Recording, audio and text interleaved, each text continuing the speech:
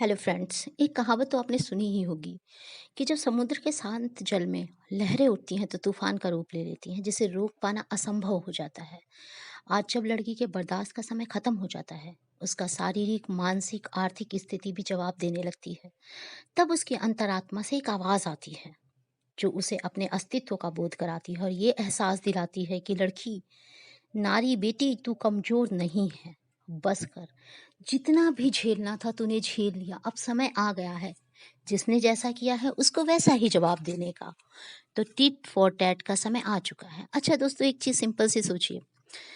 आप हिंदू या कोई भी हैं, भगवान को मानते हैं अगर, तो आप भगवान राम, सीता माता सबको मानते होंगे। तो अब कई बार सीता जी का उपमा दी जाती है कि वो देखिए उन्होंने आग में जला, खुद को पवित्र साबित किया, ये किया। लेकिन एक छोटी सी बात सोचिए, जब भगवान राम वनवास के लिए जाते हैं तो सीता जी उनके साथ जाती हैं। वहां पर ये क्यों नहीं दिखाया गया कि राम जी तो चले जाएं और सीता जी सास ससुर की सेवा के लिए वहीं अयोध्या में रुक जाएं? नहीं, वो क्यों जाती हैं राम जी के साथ?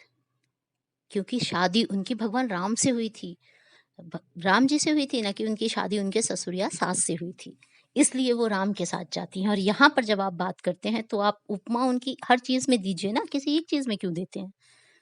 और उनके साथ रहती हैं हमेशा के लिए, हमेशा के लिए, जब तक कि उनका अपहरण नहीं होता। अब एक सिंपल सी बात सोचिए कि अगर आप समझे कि आप गौतम बुद्ध को लेते हैं, मान लीजिए ये तो हिंदू धर्म का हो गया, पर आप गौतम बुद्ध को मानते हैं, तो अगर बुद्ध की बात करते हैं तो बुद्ध जी ने क्या किया? रात में उठकर चले गए, ज्ञान प्राप्त हुआ।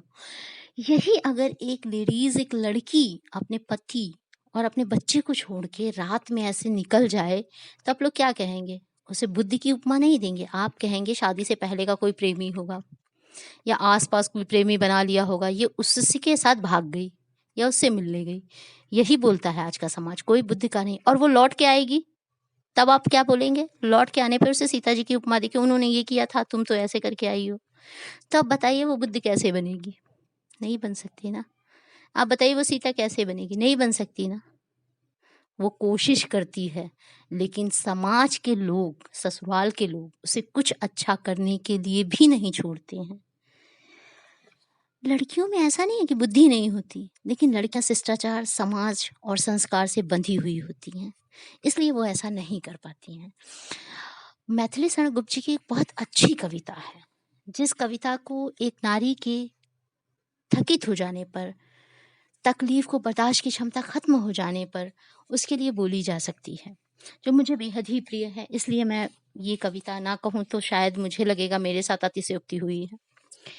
नर हो न निराश करो मन को, यह जन्म हुआ किस अर्थ अहो। समझो जिसमें यह व्यर्थ न हो, कुछ तो उपयुक्त करो तन को। नर हो न निराश करो मन को, संभलो कि सुयोग न जाए चला, कब व्यर्थ हुआ सदु पाए भला। समझो जग को न निराश अपना, अखिलेश्वर है अवलंबन को। नर हो न निराश करो मन को। जब प्राप्त तुम्हें सब तत्व यहाँ, फिर जा सकता यह सत्य कहाँ। तुम सत्य सुधारस पान करो, उठ के अमृत विधान करो। दवरूप रहो भवकानन को, नर हो न निराश करो मन को। निज गौरव का नित ज्ञान रहे, हम भी हैं कुछ यह ध्यान रहे। मरणोत्तर गुंजित ज्ञान रहे, सब जाए अभी पर मान रहे। कुछ हो न तजो निज साधन को, नर हो न निराश करो मन को। प्रभु ने तुमको दान दिए, सब वांछित वस्तु विधान दिए। तुम प्राप्त करो उनको न अहो, फिर है यह किसका दोष कहो। समझो न अलभ्य किसी धन को, नर हो न निराश करो मन को। किस गौरव के तुम योग्य नहीं, कब कौन तुम्हें सुख भोग्य नहीं। जान हो तुम भी जगदीश्वर के, सब हैं जिसके अपने घर के। फिर दुर्लभ क्या उसके जन को, नर हो न निराश करो मन को। करके विधिवाद निखेद करो, निज लक्ष्य निरंतर भेद करो। बनता न उद्यमय ही विधि है, मिलती जिसमें सुख की निधि है। समझो दिक निष्क्रिय जीवन को, नर हो न निराश करो मन को। तो दोस्तों, इस तरह की जो बातें हैं वो बहुत ही ज़रूरी हो जाती हैं जब हम किसी नारी को थकित या परेशान देखते हैं। बहुत से लोगों को मेरी बात बहुत ही बुरी लग रही होगी, लेकिन मैं किसी को भी या किसी के हृदय को आघात नहीं पहुंचाना चाहती। भारतवर्ष के अधिकांश भागों में जिस तरह मेरा अनुभव रहा है, यह एक संस्कारी परिवार की बेटी का हाल जो मैं आपसे कह रही हूँ, इसलिए मैंने इसे यहाँ शेयर किया है। हालांकि बहुत सी चीज़ों में सुधार आया है, किंतु अधिकतम जगह आज भी नारियों की स्थिति ऐसी ही है।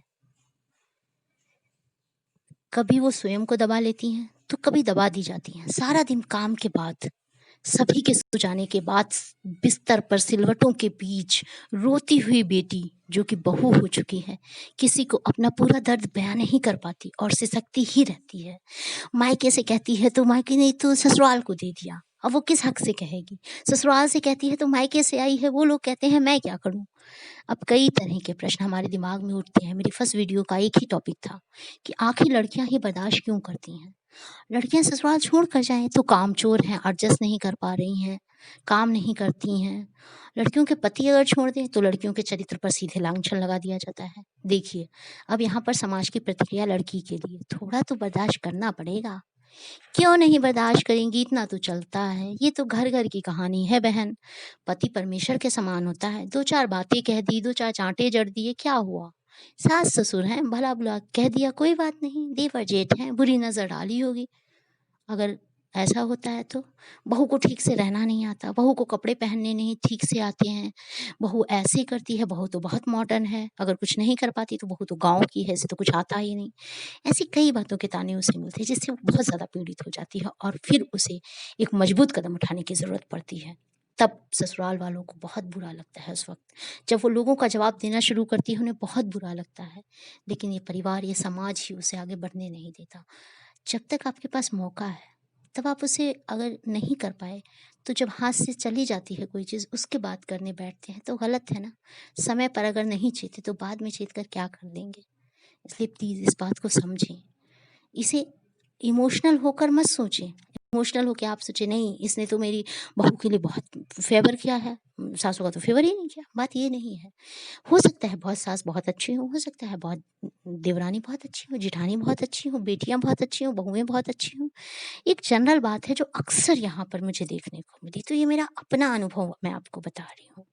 इसलिए प्लीज़ इस चीज़ को बिल्कुल भी ऐसा सोचकर मत सोचें।